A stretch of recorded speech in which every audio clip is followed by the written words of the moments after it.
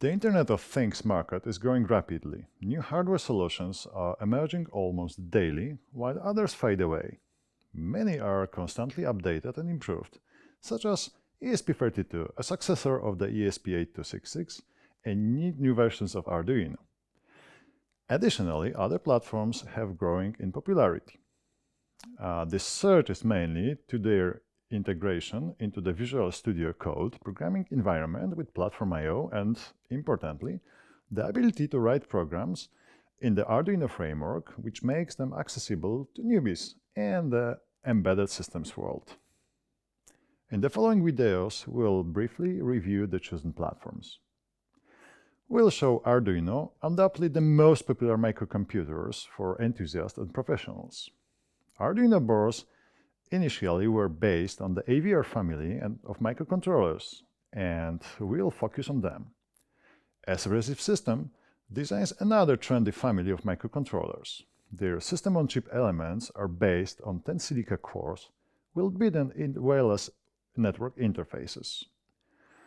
The family of Espressif chips includes the slightly outdated but still popular ESP8266 with Wi-Fi and a few versions of ESP32 equipped with Wi-Fi, Bluetooth, and even Thread, Matter, and Zigbee protocols.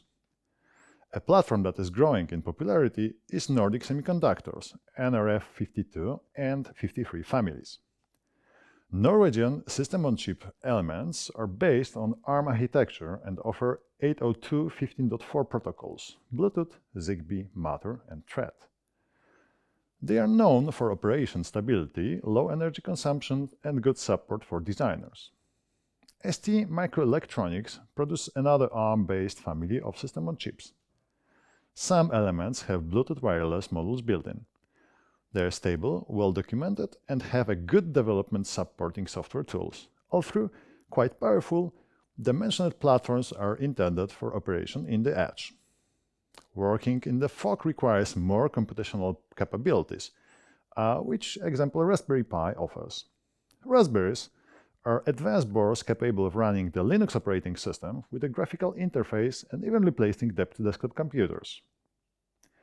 There are also low-powered, constrained Raspberry devices with the Raspberry Pi Pico, Pico W, and RP2040 available as chips only.